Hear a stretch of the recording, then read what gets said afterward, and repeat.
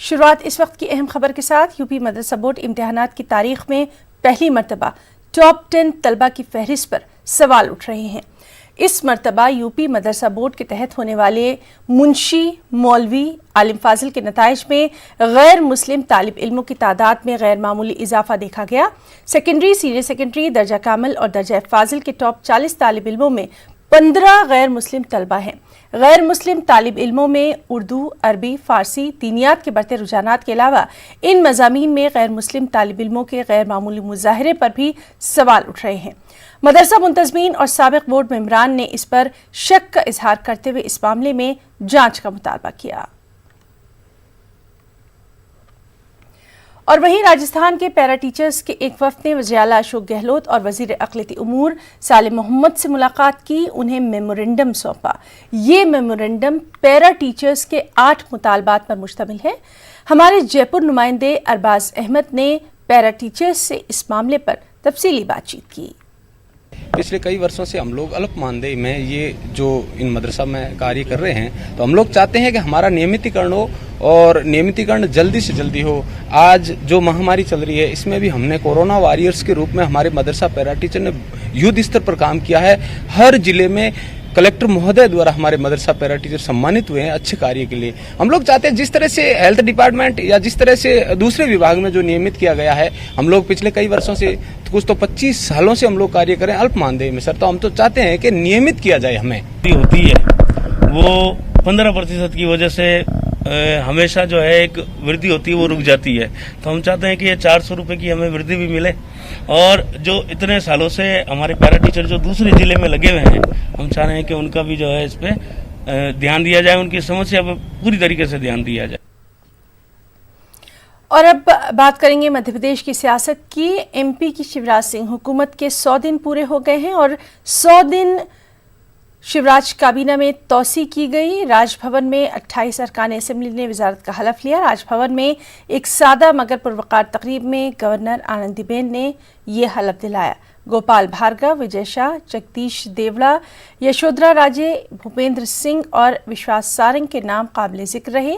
नई काबीना में सिंधिया हामियों को बड़ी तादाद में जगह दी गई। सिंधिया खेमे से हलफ लेने वालों में इमरती देवी, प्रभुराम चौधरी, महेंद्र सिंह सिसोदिया के नाम काबिल जिक्र है। नई काबीना में इलाकाई तवाजुन बरकरार रखने की कोशिश की गई। 28 वज़रा में 11 चंबल डिवीजन, 12 ग्वालियर, जबकि 7 वज़रा मालवा से ताल्लुक़ रखते हैं। बुंदेलखंड से नई काबीना में 3 वज़रा शामिल किए गए हैं। 33 रुकनी शिवराज सिंह काबीना में 14 वज़रा ऐसे हैं जो कि रुकने असेंबली नहीं है।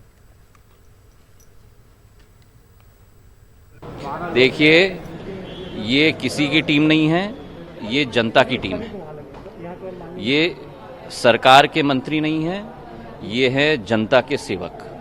और उसी भावना के साथ हम लोग जनता के विकास और प्रगति के लिए जूझेंगे। जो अन्याय और जो झूठ और फरेब पिछली 15 महीने की सरकार ने की थी, उसका केवल पर्दाफाश नहीं करेंगे, लेकिन जनसेवा को अंततः तक हम लोग पहुंचाएंगे। जो 100 दिन में शिवराज सिंह जी की सरकार ने करके दिखाया है, कोरोना का सामना किया है, किसानों के हर संभव प्रयास करके उनको मदद किया है, इसी प्रेरणा को हम अगले 4 साल प्रदेश को एक नई ऊंचाई तक पहुंचाएंगे। सर, बीजेपी के दिल्ली के मंडावली रेलवे स्टेशन के करीब एक दर्दनाक हादसा पेश आया। रेलवे ट्रैक से 3 लाशें बरामद की गईं। इन लाशों के करीब एक मासूम बच्चा रोता बिलखता मिला। ज़राए के मुताबिक ये लाशें बच्चे की मां और उसकी 2 छोटी बहनों की हैं। बादिउल नज़र में ये खुदकुशी का मामला मालूम होता है। आरपीएफ मामले की तफ्तीश कर रही है।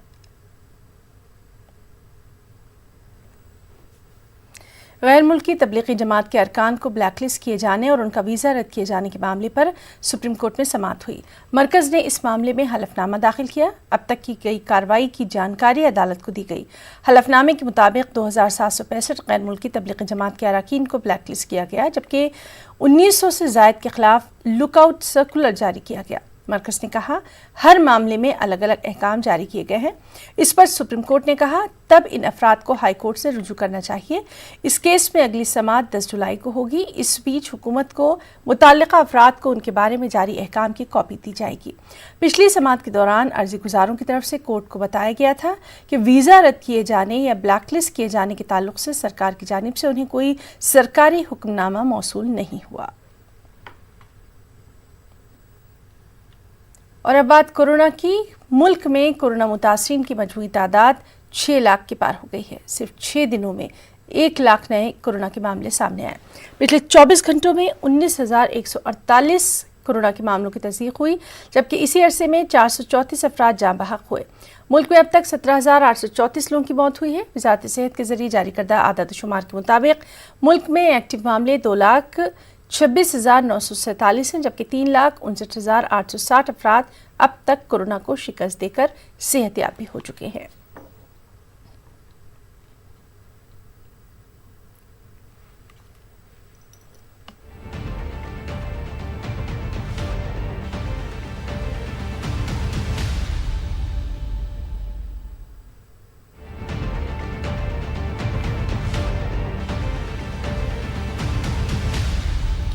तो मुल्क में कोरोना मुतासरीन की मुख्तलिफ रियासतों में क्या कुछ सूरत हाल है वो हम आपको टेली के जरिए बता रहे हैं। महाराष्ट्र में सबसे ज़्यादा कहर शुरू से देखा जा रहा है। वहीं दिल्ली, गुजरात, तमिलनाडु, तेलंगाना, मध्य प्रदेश, ये तमाम रियासतों की टैली है। एडीजी सीआरपीएफ जुल्फिकार हसन ने कल सोपोर में सीआरपीएफ पार्टी पर हुए मिलिटेंट हमले से मुताल्लिक बातचीत करते हुए कहा कि आम शहरी की मौत मिलिटेंटों की फायरिंग में हुई है। उन्होंने कहा कि महलूक की पीठ पर मिलिटेंटों ने गोली चलाई। एडीजी आम शहरी की मौत के लिए सीआरपीएफ पर लगाए जा रहे इल्जामात को बेबुनियाद करार दे रहे थे। उन्होंने कहा कि उन्होंने खुद इलाके का दौरा किया और पाया कि आम शहरी की मौत मिलिटेंट की फायरिंग से हुई है। एडीजी ने आरटीसी हुमहामा में कल शहीद हुए जवान को खराज अकीदत पेश करने के लिए मुनक्किदा प्रोग्राम में शिरकत के दौरान ये बात कही। Had already taken position inside the masjid. Inside the mosque, we find more than 60 MTs plus 2 magazines. So this shows that the militants had taken position well in time, and they were waiting in the masjid for the CRP party to arrive. See, it was a very unfortunate incident because he managed to. The firing by the militants started, and obviously that road is a busy road, and he got caught in the firing by the militants, and he was killed by the bullet of the militants. It was an extremely unfortunate incident, which I think some people have tried to give it a spin by saying that the CRPF took him out of the vehicle and shot him. This is totally untrue. I would say with full responsibility, after visiting the place, after talking to everyone, after examining a lot of technical details and including cameras. So we are very confident of what has happened. I would request the people who are spreading these carnage, they should blame the militant, that militants are hiding in mosques and trying to, in their great eagerness to kill security forces, they don't care about whether a child is there or an elderly person is there, they just fire. Srinagar बैनुल-अक़वामी हवाई अड्डे पर prepaid taxi operators ने अपनी service को दोबारा शुरू कर दिया है। मुसाफिरों को एयरपोर्ट से उनके मुकाम तक ले जाने के लिए मनमाना और ज़्यादा चार्ज भी ये ऑपरेटर्स वसूल कर रहे हैं। मुल्क के दीगर हिस्सों से आने वाले मुसाफिरों की शिकायत है कि टैक्सी ड्राइवर उनसे ज़्यादा किराया वसूल कर रहे हैं। उन्होंने हुकूमत से मुतालबा किया है कि वो इस मामले को देखें और आम किराए को बाकायदा बनाएं। प्रीपेड टैक्सी का सवाल है, ये सामने बेमना जाना है, पता नहीं 4-5 किलोमीटर से भी होगा, 6 किलोमीटर 7 किलोमीटर के 700 रुपये मांग रहे हैं। गवर्नमेंट से क्या कहना है कि कम से कम इन चीज़ों पे ध्यान दे प्लीज़। 4 महीने से हम कमरे में बंद है, कुछ कमाई नहीं है। 4 महीने से कमरे में बंद थे, अब आज घर आए हैं, इतना महंगाई, इतना लूट खसूट। जो प्रीपेड टैक्सीज़ वालों ने उन्होंने बहुत ज़्यादा रेट चलाई है इस कोविड के चलते हुए। जो लोग ट्रैवल करें, जो लोग बाहर से आ रहे हैं, जिनके पास गाड़ियाँ नहीं हैं, उनको बहुत प्रॉब्लम हो रही है, बहुत हाई रेट्स उनको पे करने पड़ रहे हैं टैक्सीज़ के। तो गवर्नमेंट को कुछ स्टेप्स लेने चाहिए इसके लिए ताकि ये जो टैक्सी वाले हैं ये रेट्स को थोड़ा नॉर्मल करें, मिनिमाइज़ करें और जो लोग हैं उनको कोई प्रॉब्लम ना हो। वज़ीर-ए-आज़म नरेंद्र मोदी की मास्क और सोशल डिस्टेंसिंग पर अमल करने की अपील पर कानपुर की पुलिस ने अमल में लाते हुए नई पहल की। कानपुर के एसएसपी ने पुलिस एहलकारों को मास्क और हेलमेट लगाकर गाड़ी चलाने की सख्त हिदायत दी। अगर पुलिस एहलकार इसकी खिलाफ वर्जी करते हैं तो उनका भी चालान काटा जाएगा। साथ ही मास्क और सैनिटाइजर के लिए बेदारी मुहिम भी चलाने का यहाँ फैसला लिया गया। वाज़ेह है कि कानपुर में बिना मास्क और हेलमेट न पहनने पर चालान काटकर 60 लाख का जुर्माना वसूल किया गया। भी वीडियो में पुलिस कांस्टेबल या पुलिस कर्मचारी बिना मास्क बिना हेलमेट के आए हैं, उनके लिए निर्देश दिया गया है तुरंत अपना हेलमेट मास्क पहने, और जो नहीं पहन रहे हैं उनके खिलाफ चालान की कार्रवाई बराबर होगी। उनके लिए अलग नियम नहीं है, बल्कि मैं अपेक्षा करता हूं अपने लोगों से, पुलिस विभाग के सभी कर्मचारी और अधिकारियों से मैं अपेक्षा करता हूं और मैं एनफोर्स भी कराऊंगा कि जनता के लिए हम लोग एक रोल मॉडल की तरह रहना चाहिए, ना कि एक हिपोक्रेसी एक तरफ कार्रवाई करे और दूसरा तरफ हम खुद ही ना अनुपालन करें। हम लोग स्वयं भी मास्क हमेशा पहनते हैं। और मालेगांव से एक अच्छी खबर आई। जी हाँ, मालेगांव शहर में कोरोना के मरीजों की तादाद कम होती नजर आ रही है। यहाँ कोरोना के मरीजों के लिए यूनानी डॉक्टर्स और मकामी हकीमों ने जो तरीक़ा इलाज इख्तियार किया, उसे जानने के लिए अब सभी बेताब हैं। इस तरीक़ा इलाज को मालेगांव पैटर्न के नाम से भी जाना जाने लगा है। डॉक्टर्स ने मुतासरा और मशकूक मरीज को एलोपैथिक दवाओं के साथ साथ क़ुव्वत मदाफ़त बढ़ने के लिए यूनानी दवाएं दी। इसके अलावा शहर के कुछ हकीमों ने जुशांदे और काढ़े भी तैयार करी।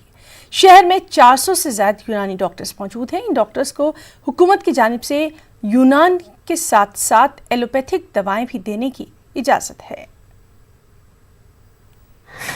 एक दवा आती है यूनानी की, आबे हयात। मैंने उसका एक दिन भगवाना लिया और वो दवा को नाक पर और माथे वगैरह पर लगाता था, तो उससे सांस में तो बहुत फ़र्क पड़ गया और धीरे धीरे बुखार भी ख़त्म हो गया, खांसी भी ख़त्म हो गई। लेकिन गले में थोड़ी तकलीफ़ बाकी थी, जिससे कभी कभी खांसी आती थी और हल्का सा बलगम निकलता था। तो उसके लिए मैंने जो यूनानी की कुछ दवाई ली, उससे कुछ असर बहुत ज़्यादा कम हो गया, लेकिन गले की तकलीफ़ जा नहीं गई थी, खांसी तकलीफ तकरीबन ख़त्म हो चुकी थी। फिर मैंने लोक सपिस्ता एक दवा आती है जो गले के लिए मखसूस दवा है, वो दवा इस्तेमाल किया और उसके बाद से अल्लाह का शुक्र आज तक सब कुछ सही है।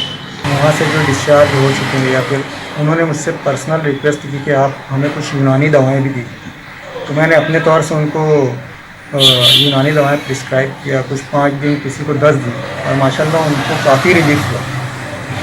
और उनमें से एक मेरे जो दोस्त हैं डॉक्टर नक्शा अभी, जिन्होंने कहा, वो भी क्वारंटाइन हुए थे। यहाँ का जो कोविड सेंटर था उसमें 10 या 15 दिन वहाँ पर थे वो, और वहाँ से निकलने के बाद भी उनको यूनानी दवाएं दी, तो माशाल्लाह उनको काफ़ी रिलीफ हुआ। और ऐसे बहुत सारे पेशेंट थे जिनको मैंने बाद में यूनानी दवाएं दी और काफ़ी आराम दिया।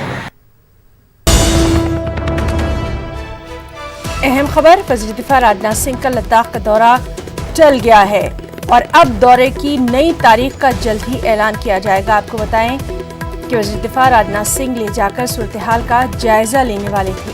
तो इस वक्त की बेहद अहम खबर, वज़ीर दिफ़ा राजनाथ सिंह का लद्दाख का दौरा टल गया है। जल्द ही दौरे के मुतालिक नई तारीख का ऐलान कर दिया जाएगा। राजनाथ सिंह ले जाकर तमाम जो सूरत हाल है उसका जायज़ा लेने वाले।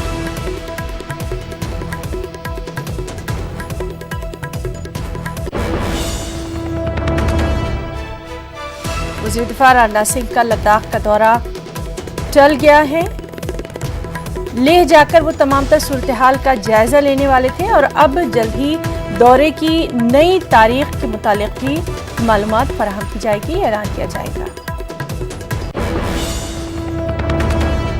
और बाबरी मस्जिद इन्हदाम केस से जुड़ी बेहद अहम खबर, उमा भारती सीबीआई कोर्ट में पेश हुई हैं। लखनऊ के कैसरबाग अदालत में उमा भारती का बयान कलमबंद किया जाएगा। दरअसल उमा भारती पर भीड़ को उकसाने का इल्जाम है। बेहद अहम खबर, बाबरी मस्जिद इन्हदाम केस से जुड़ी हुई उमा भारती सीबीआई कोर्ट में पेश हुई। लखनऊ के कैसरबाग अदालत में उमा भारती पेश हुई। उमा भारती का बयान कलमबंद किया जाएगा। उमा भारती पर भीड़ को उकसाने का इल्जाम है। आपको बताएं कि इस सिलसिले में एल.के. अडवाणी, डॉक्टर मुनीबा जोशी और कल्याण सिंह का बयान भी कलमबंद किया जाएगा।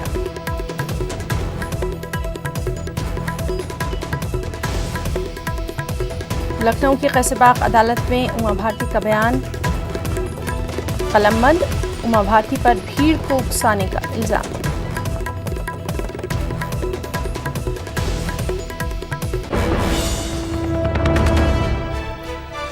और इस वक्त की अहम खबर लद्दाख से आ रही है, जहां जलजले के झटके महसूस किए गए हैं। जलजलों के झटकों की शिद्दत रेक्टर स्केल पर 4.5 बताई जा रही है। तो इस वक्त की अहम खबर, लद्दाख में जलजले के झटके महसूस किए गए और रेक्टर स्केल पर इन जलजलों की शिद्दत 4.5 बताई जा रही है। मजीद तफसीलात पर हमारी नजर बनी हुई है।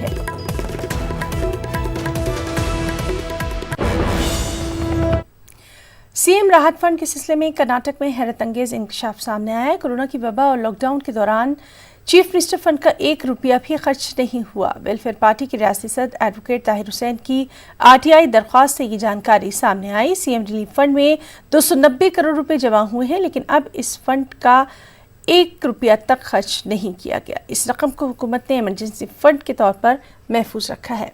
वेलफेयर पार्टी ने हुकूमत के इस फैसले पर बरहमी का इजहार किया। मार्च के महीने में जब जैसे ही कोरोना रियासत कर्नाटक में दाखिल हुआ और फैलने लगा, तो यहाँ हमारे वज़ीर आला ने आवाम से अपील की थी कि ज़्यादा से ज़्यादा पैसा जो है चीफ मिनिस्टर राहत फंड में जमा करें, ताकि इस बीमारी को कंट्रोल किया जाए और ज़्यादा से ज़्यादा तिब्बी सहूलत फराहम की जाए।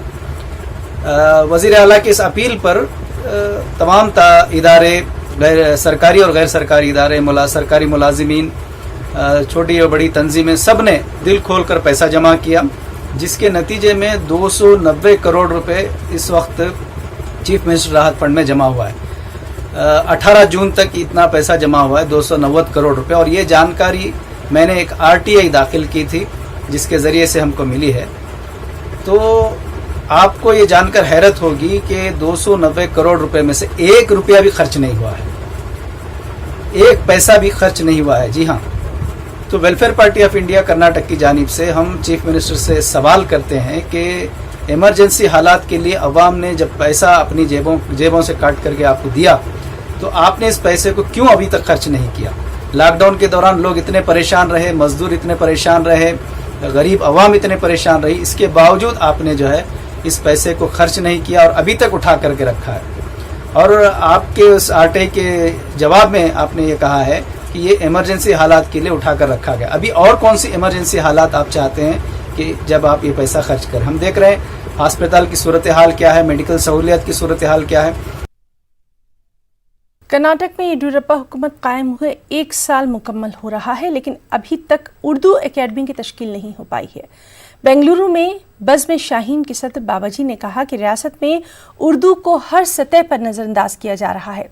उर्दू टीचरों, उर्दू शायरों, उर्दू अदीबों और फनकारों का कोई पुरसाने हाल तक नहीं। कोरोना की वबा और लॉकडाउन की वजह से उर्दू के कई शायर और अदीब कसम पुरसी की जिंदगी गुजारने पर मजबूर हो गए हैं। एकेडमी अब तक बहाल नहीं हो सकी है, ना उसकी तरफ कोई तवज्जो दे रहा है। कर्नाटक के अंदर सबसे ज़्यादा उर्दू असातिज़ा हैं, उनकी कोई देखभाल करने वाला नहीं, उनका कोई पुरसाने हाल नहीं है। उर्दू को कल्चरल प्रोग्राम को कोई स्पॉन्सर करने वाला नहीं है। इतने बड़े बड़े हमारे यहाँ मालदार हजरात हैं, वो दूसरे कल्चरल प्रोग्रामों को हर एक चीज़ को जो है स्पॉन्सर करेंगे, डांस को स्पॉन्सर करेंगे, क्या वो डीजे को स्पॉन्सर करेंगे, ऑर्केस्ट्रा को स्पॉन्सर करेंगे, लेकिन मुशायरों को या उर्दू अदब की किसी भी आदमी को स्पॉन्सर नहीं करेंगे। उर्दू अदीबों का, शायरों का इतना बुरा हाल है कि उनको कोई पूछने वाला नहीं है, पुरसाने हाल तक नहीं उनका कि आप किस हाल में जी रहे हैं। न उर्दू अकेडमी की तरफ से उनको कुछ मिल रहा है, न वो किसी के पास जा सकते हैं। इतने गयूर हजरात हैं कि वो किसी से बात भी नहीं करते और न किसी के पास जाते हैं। इंसान मजबूत अज़्म और चाह से हर मंजिल हासिल कर लेता है, और ऐसा ही कुछ कर दिखाया बीनाई से महरूम एक कश्मीरी माइग्रेंट लड़की ने। इन्होंने जम्मू में 12वीं जमात के रिजल्ट में शानदार कामयाबी हासिल की। पेश जम्मू से हमारे साथी समीर भट्ट की ये रिपोर्ट।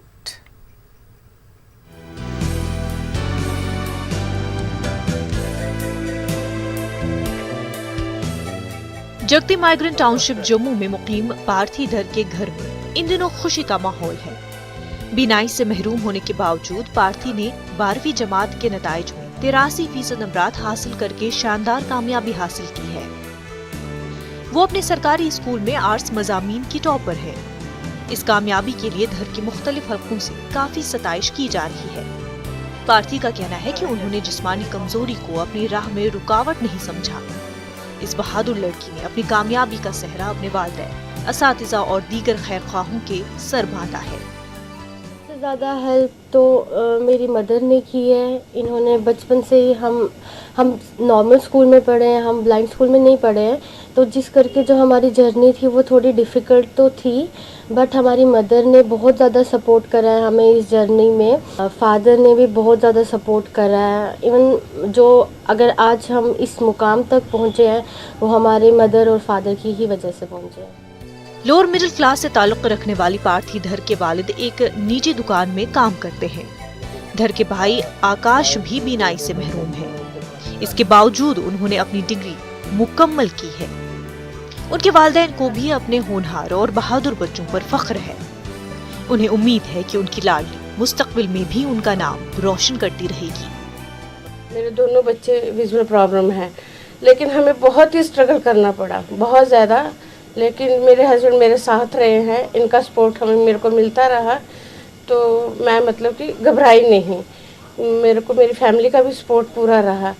तो फिर कुछ ऐसी भी बातें हुई कि ये बच्चों को कैसे पढ़ाएगी, दोनों बच्चे इसके ऐसे हैं, ब्लाइंड है, क्या करेगी। ये बातें सुन के ना मेरे को हिम्मत मिलती थी कि चलो नहीं, मैं ये पूरा करूँगी। आज मेरा वो सपना पूरा हो गया है कि मेरी बेटी ने अच्छे परसेंटेज लाए हैं। शायद जो 2 पेपर नहीं हुए उसके बावजूद इसने अच्छे नंबर लाए, तो अगर वो 2 पेपर भी होते तो ये शायद 95 अबव परसेंटेज लेके आती। लेकिन फिर भी इसकी मेहनत रंग लाई, इसने अपनी क्लास में टॉप किया, तो मैं तो बहुत खुश हूँ, बहुत प्राउड है। पार्थी आगे चलकर कामयाबी की नई बुलंदियों को छूने का ख्वाब रखती है। धर और उनके वालिदैन चाहते हैं कि हुकूमत भी ऐसे अफराद के लिए आगे आए। जिस्मानी कमजोरी के शिकार ऐसे अफराद के लिए नौकरियों में माकूल रिजर्वेशन और उनके दीगर देरेना मुतालबात पूरे करना वक्त की अहम जरूरत है। न्यूज़ 18 के लिए जम्मू से समीर भट्ट की रिपोर्ट।